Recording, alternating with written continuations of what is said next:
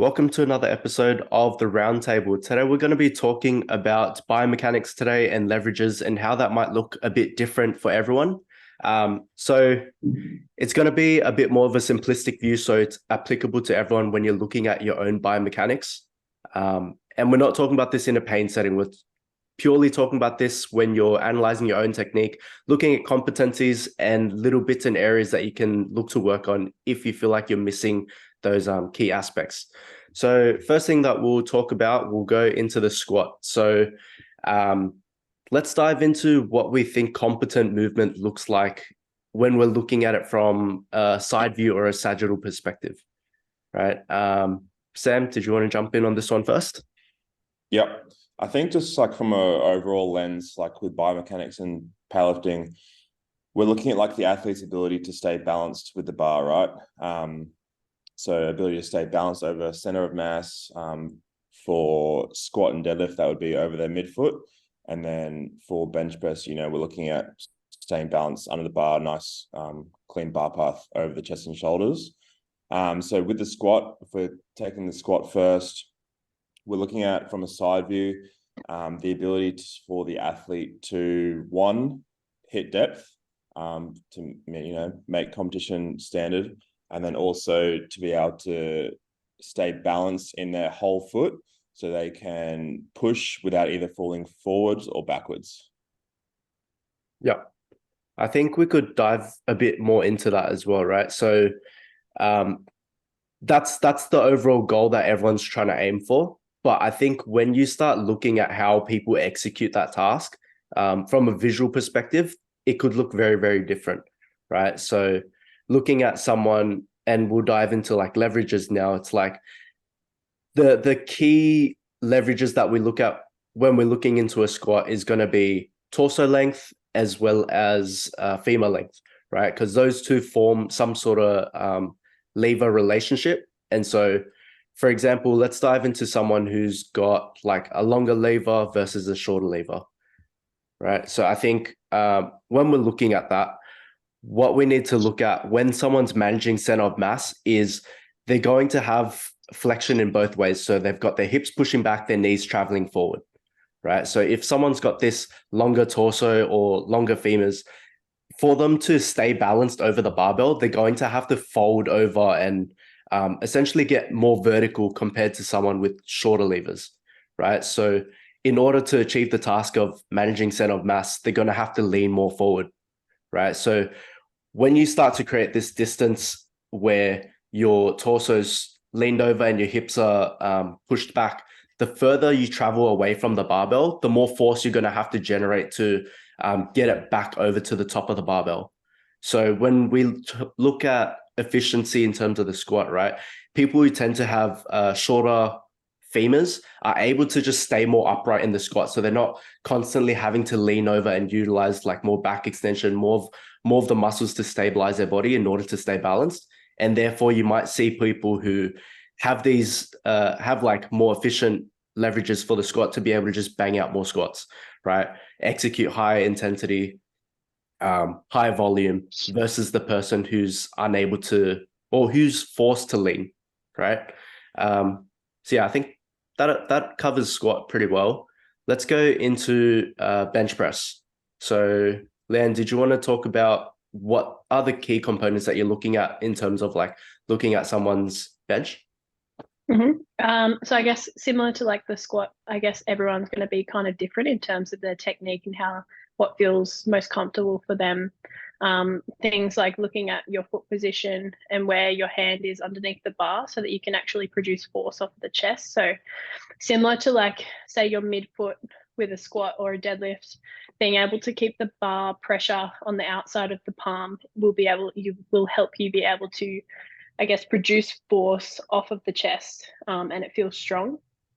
So I guess that's like one of the main factors is like being able to find that right position for the client, and it's not going to look the same for everyone. So it's kind of, again, going to depend on your leverages, and where like your foot position is going to feel best to find that like drive into like the back of your neck.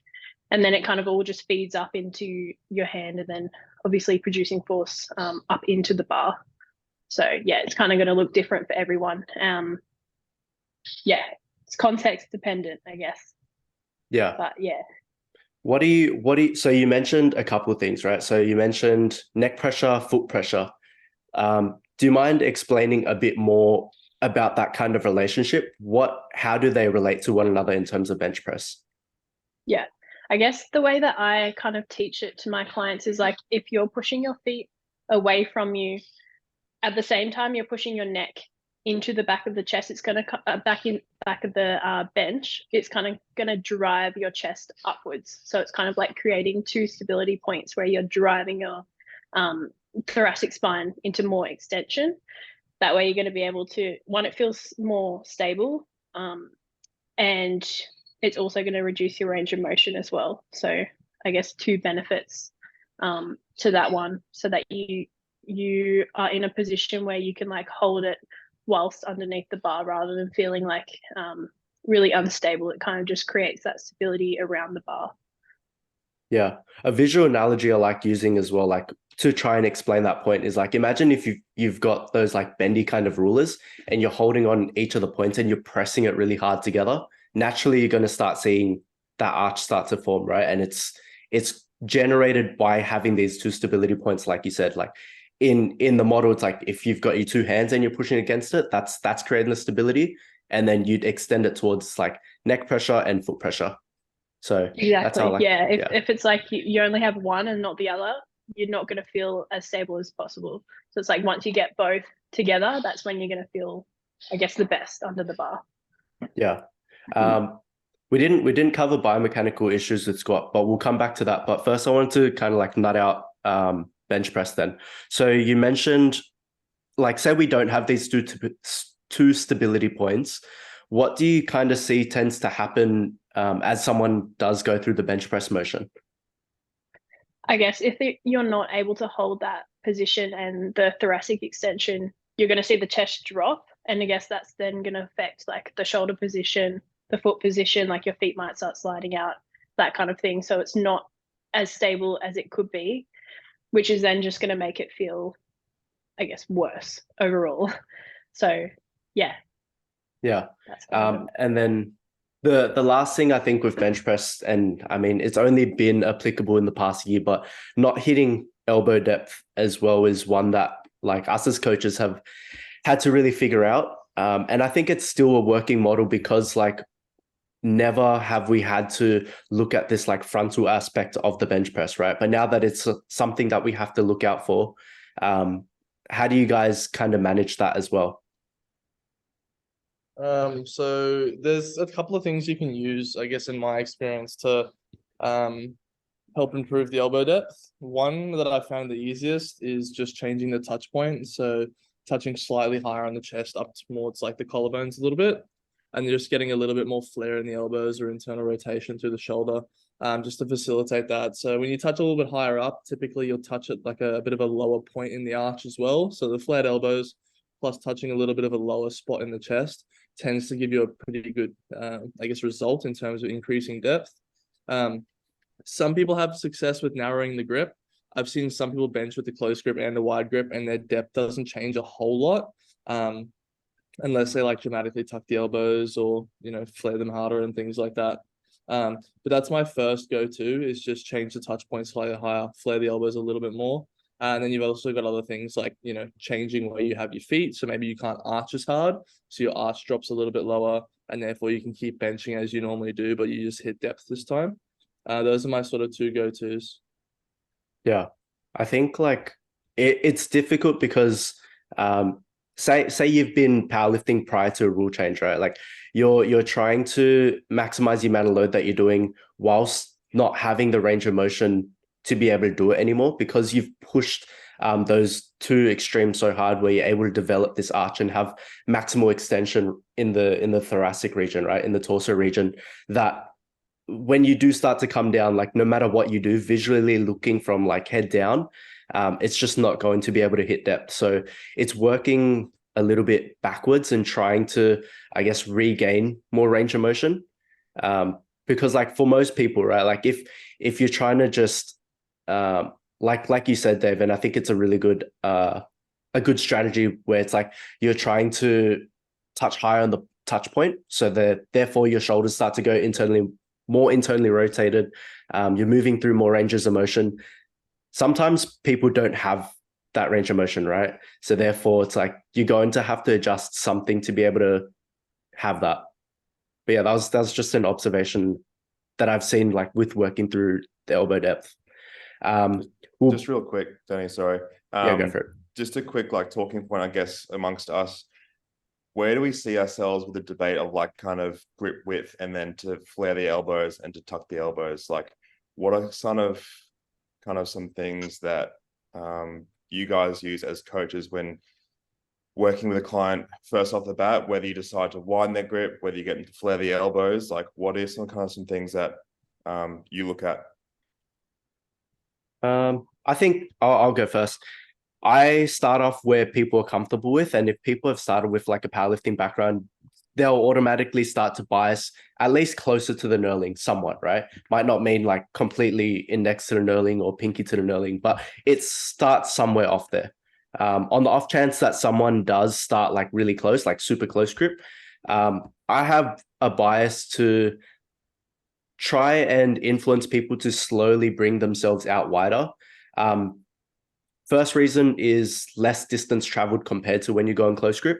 And then secondly, as you start opening up the arms a bit more, I find you have more space to actually open up through the rib cage and the chest. So therefore you can generate that arch, and it comes as like a secondary product to that. So you're kind of seeing like progress in two ways. As you start widening out, it gets more efficient. And because you're wider, you have more space to travel through, right? So you'll see the efficiency start to go through. But I think that's a process in time, because like you're not going to see massive improvements if you jump from close grip to full comp grip. You still need to take adaptations and time into consideration.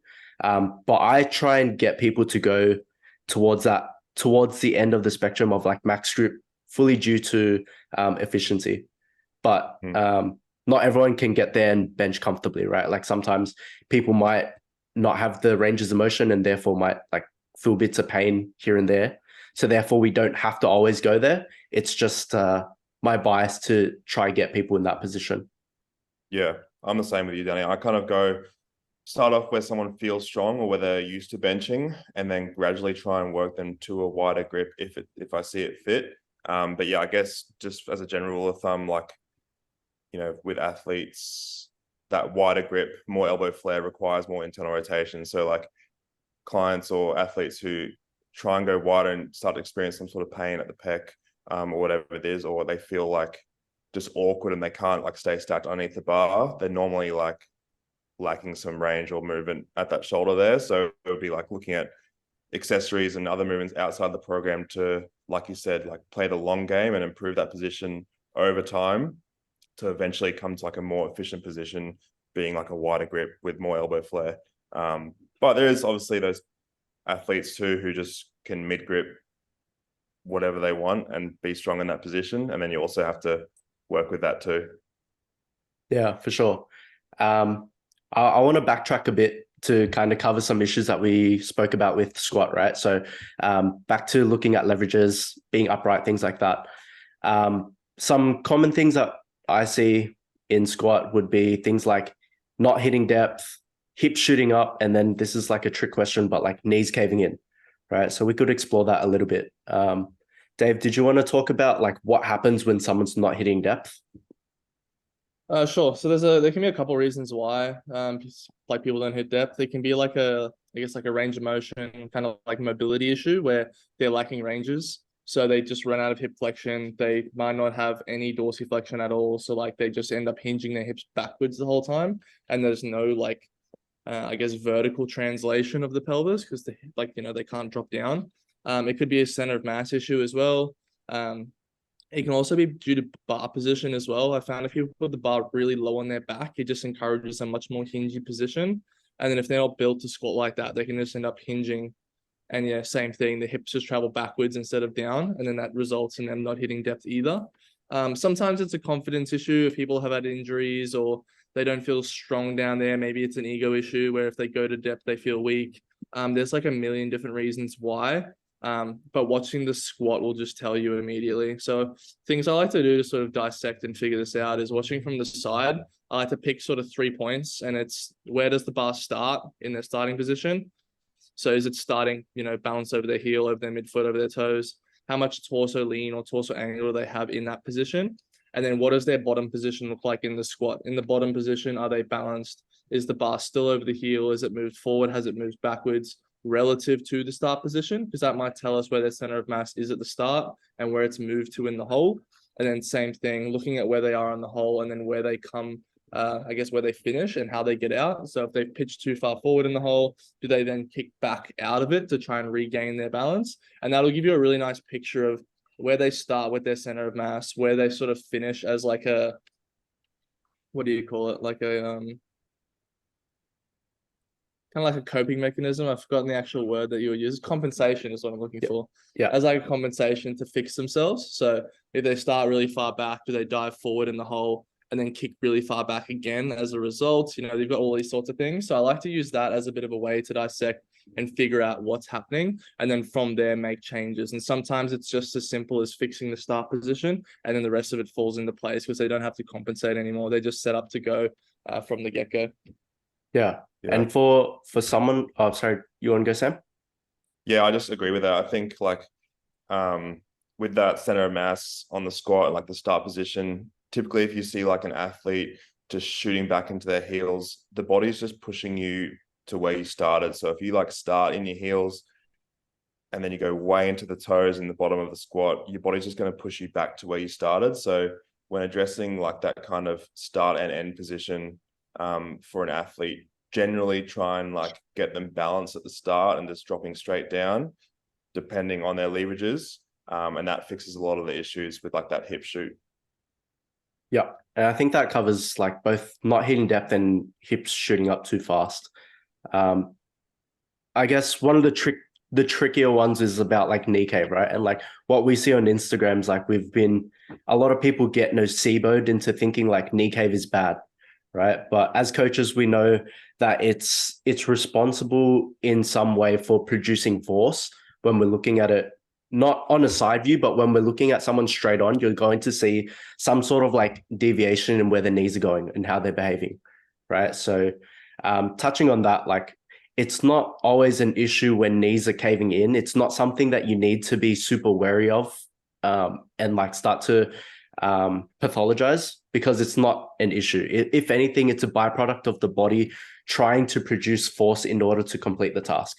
So I think there's a paper on this, but what happens in the squat is obviously we need some sort of hip extension to finish the lift, right? Or to even go through the hard portion of the lift. At the top of the squat, where the glutes are in neutral, like you're able to extend the hips and just push it through using the glutes. However, when you start to go deeper in the squat, right, like the glutes are going to lengthen and you're not going to be able to leverage the glutes in that manner to be able to get hip extension. So the muscles that jump in at the bottom of the squat is going to be the adductors, right? So adductors responsible for a little bit of predominantly hip extension at the bottom of the hole relative to the glutes. But also another function is like adduction itself. So bringing the knees in. So that's why you're going to see some sort of like the knees shifting in when you come out of the hole. And then sometimes it'll just go back to like quote unquote normal. Right. So that was just a little piece on like not having to worry too much on knee cave. And I guess it's just like a reaction to what you tend to see on Instagram where people get really worried about that. Right. I think Oh, you go, LJ. I think as well, like with the knee cave, it can also just be center of mass. So like sometimes if someone does a high bar and they can manage their center of mass much easier than say a low bar, you won't see as much of the knee cave with the high bar versus the low bar. So I like to kind of prescribe that as like a secondary or tertiary to kind of help them with their center of mass, which is then going to transfer into their low bar, which is just something that I've noticed as well. Yeah. Let's explore that a little bit real quick, because like what happens when you watch from a side angle? What happens from a low bar to a high bar? I guess the bar is higher on the back on high bar versus low bar. But sometimes you might see like someone who struggles, or not struggles, but has a bit more of that knee cave in the low bar, they might be more in their heels at the start versus in a high bar, they're more within their midfoot. So they're actually able to manage their center of mass easier because they're starting in their midfoot. Yeah, that's something I've noticed.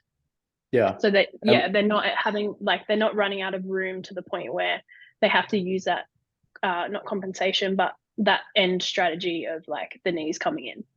Yeah. You're going to see, like, with low bar, and Dave mentioned before, like not being able to hit depth. Sometimes people let it sit way too low in the back to the point where like you're almost forced to hinge or you're forced to lead. You don't have the availability to stay more upright. Otherwise the bar's just going to fall right off. Right. So I guess prescribing high bar would, I guess, alleviate that issue just because it's sitting super far forward relative to the body now. So where like center mass is just directly on top of the body. So that's why it might also be a bit assisting to like help get more, I guess, up and down movement of the pelvis rather than like that hingy sort of pattern you typically see with like a really low bar. Dave, did you want to jump in and say something? Yeah, I wanted to ask you guys a question. So we've talked about, I guess, knee cave kind of like from the perspective of like, like don't nocebo yourself. Like it's not going to be something that blows you up. But have you guys had experience with dealing with an athlete where the knee cave is actually taking away from their performance? Like they cave so hard that all they do is push backwards and they don't actually push up. And then what have you done to remedy that? Have you found that it's an issue? Have you changed anything? Have you done what LJ sort of does, implement high bar? Have you even dealt with that before? I'd like to hear like everyone's thoughts on that. Well, not typically, but like looking across that, I haven't seen someone who's presented in that super extreme sense. But if I model it in my head and I think about that, right, it's like someone who is maximizing like like using their adductors and therefore letting their like back extend. What I'm picturing is like early knee extension, which isn't something that we've talked about before, but like the knees will start to shoot back and the hips will start to rise. And therefore you're going to see, especially as you get through the hard part of the lift, if you don't have this balance, because we talked about like it's a balance of both like knee flexion and knee extension using the quads as well as using the hips, right? If someone shoots their knees back too early, you're changing the balance of that and really using the strategy of like using your hips and back to complete the task, right? So someone who has more of that forward lean and needs to use it, if they go all in on that strategy, that's what I'm picturing, right? And I guess it could definitely throw off balance and center of mass in the sense that you're not using your quads anymore. So therefore, I would just say like start trying to implement ways where you can use your quads or get the quads stronger so that you can delay that knee extension. Yeah, how about you guys? Something that I've noticed can help is just like using a slight heel. So if they were previously like in flats, chucking them in a slight heel might help push them forward a little bit more. I guess if they're starting too far back, it just helps, as well as like using accessories either prior to their squat or like just general accessories in their program to help kind of push them forward and be able to keep pushing down into the ground on the ascend. Yep. Yeah, I think on that note, LJ, with like learning how to push and controlling the push, like tempo concentric accessories work really well for that. So like just might be like, say for example, a slight heel elevated goblet squat where they're like tempoing the concentric and learning to stay forward in the quads to not only get the quads stronger, but also, to teach what it feels like to stay forward without that early knee extension. I've found that pretty useful for a few clients. So it might be like a goblet squat or like a pendulum or like a hack squat and just tempo the eccentric and concentric. That can be a good useful tool as well for that.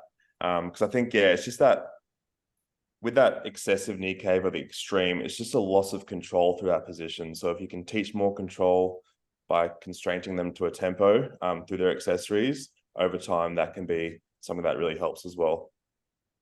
Yeah, I think you need to separate, like, is this a technical issue or are they just like maximizing a consistent strategy, right? Like if someone has been like lifting for ages, you look on the side view and there's a good control of center of mass and you're still seeing some sort of like knee cave, that's when you can kind of like tick off the boxes of like they're doing the fundamentals right, and this is just what their body's doing, right? Yeah.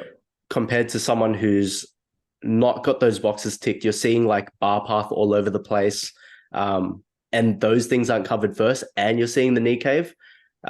It's not that you should address the knee cave directly, but if you start to tick those boxes, that excessive knee cave that we're mentioning might start to just dissipate on its own. But yeah, I guess last one that we've got time for is covering the deadlift. So we'll wrap it all the way back to looking at just fundamental biomechanics first, and then we can go into like common issues we see. Sam, Mr. Tuggerworth, did you want to cover deadlifts? I love a tug. I love tugs. So across sumo and conventional, I guess, yeah, same thing, right? In the start position, we're looking for the athlete to be balanced over their midfoot. So for a lot of athletes, we want to see a good relative amount of extension in the lower back at that bottom of the deadlift. Maintain that lower back extension is going to help the athlete control the push through the ground off the floor. Once you can control that push off the floor and stay balanced, let's say from the ankle to the knee, that's going to make the lockout in turn easier too. So it's all about kind of getting the athletes set up in a way that in the bottom of the deadlift, they can, manage the center of mass in a way where they're able to like produce as much force into the ground without getting pulled forward. And this is also where like technique things like, the slack pull and generating enough tension out of the bar come into play, because the deadlift is, of course, dead weight on the ground. We don't have that eccentric component. So it's about, building as much tension as possible and getting the athlete as balanced as possible to produce as much force. Yep. And I think like when we're looking at leverages, right, like deadlifts is probably the one that you kind of see the most, aside from squat, where your leverages definitely play a role in terms of things. So let's take out the arms. Let's take out the arms first. Let's look at like torso, femur length, right? So someone who has longer femurs is going to be able to like, either they're going to have to lean more or they can start more upright. It depends on the arms. I don't know why I eliminated it, but I'm thinking we could bring it back in. I apologize. But yeah, so actually we'll start this from the beginning. So arms actually play a huge role in how you start with your deadlifts. So the longer arms you have, effectively, the higher your hip position can be. And the reason why starting with your hips higher is because like, so long as you're not like trying to compensate and like flex or extend too much with the torso, if your hips are naturally just higher compared to someone with the lower hip position, the hips don't have to extend as much, right? So we're talking like, if we bring it back to like moment arms and how far away the center of the mass is compared to where the hips are, if your hips start higher, generally it's going to be closer to the bar, right? So therefore, it doesn't require as much force on the glutes to execute the same task versus someone who has to really lean over and then has to cover all that ground and produce enough force to do the same task. So typically I think, Sam, did you want to jump on that one? Yeah, I was just like, as an example, like if me and Dave to do conventional, right? Like Dave's shorter arm, longer torso. I'm shorter torso, very, very long monkey arm.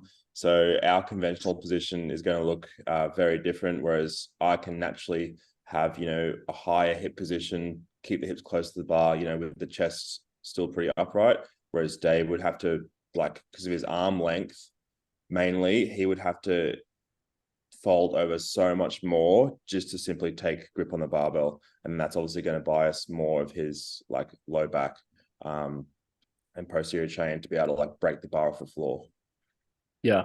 And I think like when we talk about comparing starting positions and leverages and things like that, right? I think one thing that people tend to do, and I've been guilty of this as well, is trying to mimic more efficient lifters just off their leverages alone.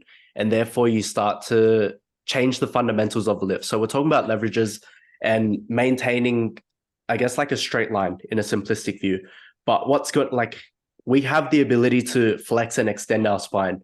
So if someone who doesn't have that high hip position, their arms are pretty short, one strategy that people might start to do is they'll flex their lower back and flex their upper back to try and bring their hips closer to the bar and bring their arms closer to the bar to effectively have that higher hip position, right? But a problem that you'll see from doing that is like when we get to that lockout portion, you're going to have to undo all that work and then, I guess, get the shoulders back, get the hips through, right? So it's a point about, I guess, you essentially have the leverages that you have and you need to work within what's available to you. There's no point comparing, I guess, your leverages to someone else's who's completely different and trying to mimic that, because what the person who's got more efficient leverages is applying is the exact same thing that the person with less ideal leverages is applying generally, right? The fundamental concepts are the same. It's just, it appears different. Yeah, did you guys want to touch on that as well?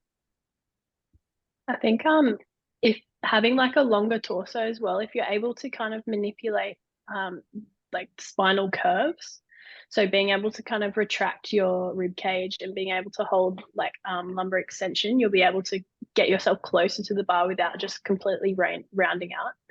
So I think that's something, again, like through accessories and just technical practice is something that will help you leverage yourself better for the deadlift, even if you're not built for it. So it's like, yeah, don't try and copy someone who is built for the lift. You can make it work for yourself. Yeah. Yeah, I think an easy one that I look at, like with athletes, and whoever's listening can do as well. If you look at your deadlift on the side view, general rule of thumb, like I like to look at where the armpit or the very joint of the armpit and the shoulder is positioned over the barbell. Again, different leverages are going to make your hip angle or hip height and torso angle different. But if you can get yourself balanced over the bar to where your arms are vertical, they're really long, and your armpit is directly balanced over the barbell, let everything else kind of fall into place. That's generally going to be a good position to start with your deadlift.